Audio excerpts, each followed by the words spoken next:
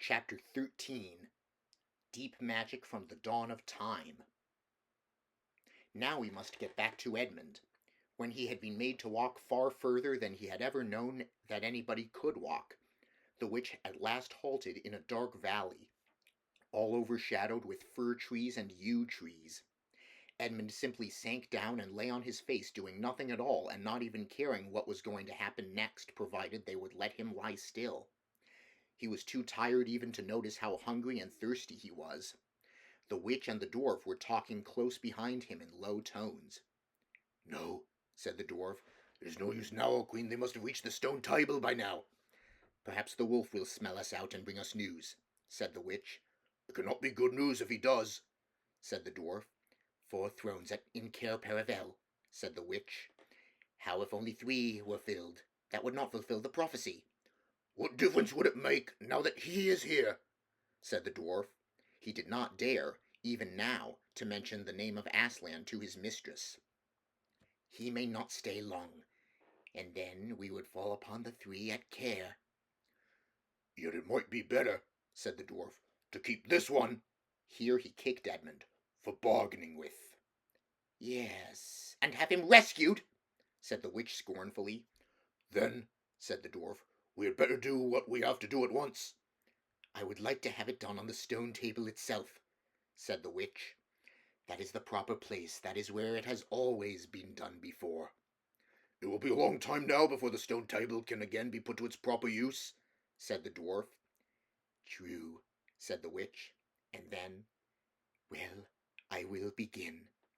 At that moment, with a rush and a snarl, a wolf rushed up to them. "I have seen them. They are all at the stone table with him. They have killed my Captain Morgrim. I was hidden in the thickets and saw it all. One of the sons of Adam killed him. Fly! Fly!" "No," said the witch. "There need be no flying. Go quickly, summon all our people to meet me here as speedily as they can. Call out the giants and the werewolves and the spirits of those trees who are on our side. Call the ghouls and the boggles, the ogres and the minotaurs. Call the cruels, the hags, the spectres, and the people of the toadstools. We will fight. What? Have I not still my wand? Will not their ranks turn into stone even as they come on? Be off quickly. I have a little thing to finish here while you are away." The great brute bowed its head, turned, and galloped away. "Now," said she, "we have no table. Let me see. We had better put it against the trunk of a tree." Edmund found himself being roughly forced to his feet. Then the dwarf set him with his back against a tree and bound him fast. He saw the witch take off her outer mantle. Her arms were bare underneath it and terribly white. Because they were so very white he could see them, but he could not see much else. It was so dark in this valley under the dark trees. "Prepare the victim," said the witch, and the dwarf undid Edmund's collar and folded back his shirt at the neck.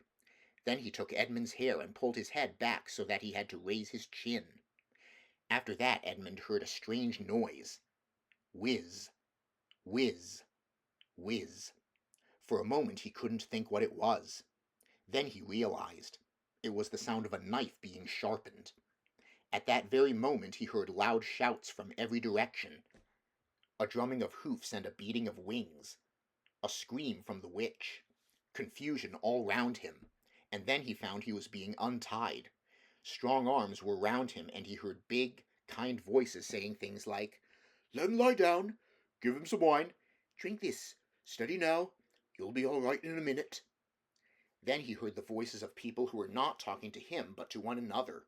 And they were saying things like, "Who's got the witch? I thought you had her. I didn't see her after I knocked the knife out of her hand. I was after the dwarf. Do you mean to say she's escaped? A chap can't mind everything at once. What's that? Oh, sorry, it's only an old stump." But just at this point Edmund went off in a dead faint. Presently the centaurs and unicorns and deer and birds, they were of course the rescue party which Aslan had sent in the last chapter, all set off to go back to the stone table, carrying Edmund with them. But if they could have seen what happened in that valley after they had gone, I think they might have been surprised. It was perfectly still, and presently the moonlight grew bright. If you had been there, you would have seen the moonlight shining on an old tree stump and on a fair-sized boulder. But if you had gone on looking, you would gradually have begun to think there was something odd about both the stump and the boulder. And then you would have and next you would have thought that the stump did look really remarkably like a little fat man crouching on the ground. And if you had watched long enough, you would have seen the stump walk across to the boulder, and the boulder sit up and begin talking to the stump. For in reality, the stump and the boulder were simply the witch and the dwarf. For it was part of her magic that she could make things look like what they aren't, and she had the presence of mind to do so at the very moment when the knife was knocked out of her hand. She had kept hold of her wand, so it had been kept safe, too. When the other children woke up the next morning, they had been sleeping on piles of cushions in the pavilion.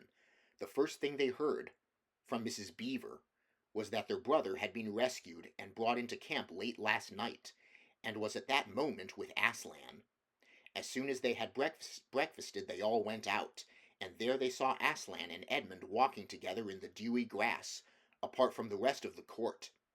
There is no need to tell you, and no one ever heard, what Aslan was saying, but it was a conversation which Edmund never forgot. As the others drew nearer, Aslan turned to meet them, bringing Edmund with him.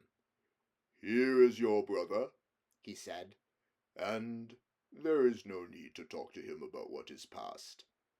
Edmund shook hands with each of the others and said to each of them in turn, "I'm sorry." And everyone said, "That's all right."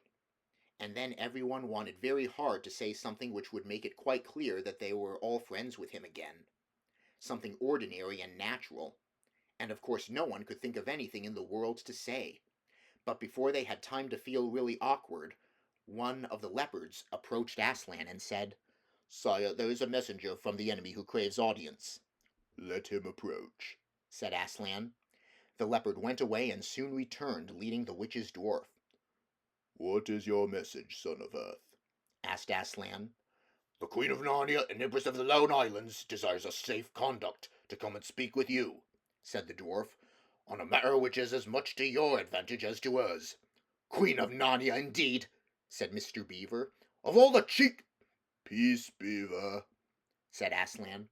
"All names will soon be restored to their proper owners. In the meantime we will not dispute about them. Tell your mistress, son of Earth, that I grant her safe conduct on condition that she leaves her wand behind her at that great oak." This was agreed to, and 2 leopards went back with the dwarf to see that the conditions were properly carried out. "But supposing she turns the 2 leopards into stone?" whispered Lucy to Peter. I think the same idea had occurred to the leopards themselves. At any rate, as they walked off, their fur was all standing up on their backs, and their tails were bristling, like a cat's when it sees a strange dog. "It'll be all right," whispered Peter in reply. "He wouldn't send them if it weren't." A few minutes later, the witch herself walked out onto the top of the hill and came straight across and stood before Aslan. The 3 children who had not seen her before felt shudders running down their backs at the sight of her face, and there were low growls among all the animals present.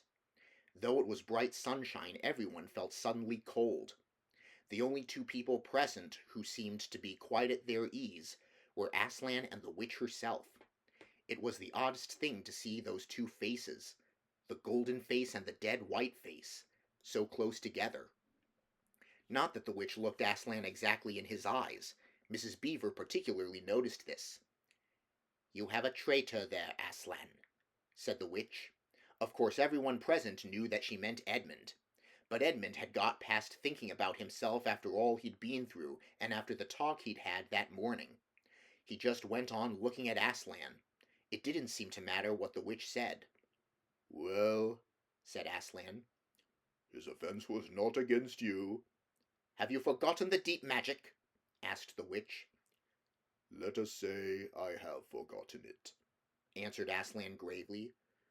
"Tell us of this deep magic." "Tell you," said the witch, her voice growing suddenly shriller. "Tell you what is written on that very table of stone which stands beside us. Tell you what is written in letters deep as a spear is long on the firestones on the secret hill. Tell you what is engraved on the scepter of the Emperor beyond the sea. You at least know the magic which the Emperor put into Narnia at the very beginning. You know that every traitor belongs to me, as my lawful prey, and that for every treachery I have the right to a kill." "Oh," said Mr. Beaver, "so that's how you came to imagine yourself a queen, because you were the Emperor's hangman, I see." "Peace, Beaver," said Aslan, with a very low growl. "And so," continued the witch, "that human creature is mine. His life is forfeit to me. His blood is my property." "Come and take it, then," said the bull with the man's head in a great bellowing voice. "Fool," said the witch with a savage smile that was almost a snarl. "Do you really think your master can rob me of my rights by mere force? He knows the deep magic better than that. He knows that unless I have blood, as the law says, all Narnia will be overturned and perish in fire and water." "It is very true," said Aslan. "I do not deny it." "Oh, Aslan," whispered Susan in the lion's ear, "can't we, you won't, will you? Can't we do something about the deep magic? Isn't there something you can work against it?" "Work against the Emperor's magic?" said Aslan, turning to her with something like a frown on his face. And nobody ever made that suggestion to him again. Edmund was on the other side of Aslan, looking all the time at Aslan's face.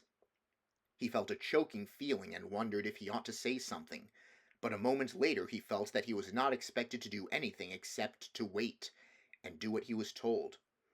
"Fall back, all of you," said Aslan, "and I will talk to the witch alone." They all obeyed. It was a terrible time, this, waiting and wondering while the lion and the witch talked earnestly together in low voices.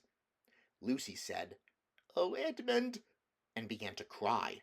Peter stood with his back to the others, looking out at the distant sea. The beavers stood holding each other's paws with their heads bowed. The centaurs stamped uneasily with their hoofs. But everyone became perfectly still in the end, so that you noticed even small sounds like a bumblebee flying past, or the birds in the forest down below them, or the wind rustling in the leaves. And still the talk between Aslan and the White Witch went on. At last they heard Aslan's voice. "You can all come back," he said. "I have settled the matter. She has renounced the claim on your brother's blood." And all over the hill there was a noise as if everyone had been holding their breath and had now begun breathing again, and then a murmur of talk. The witch was just turning away with a look of fierce joy on her face when she stopped and said, "But how do I know this promise will be kept?" "Ah!" roared Aslan, half rising from his throne, and his great mouth opened wider and wider, and the roar grew louder and louder.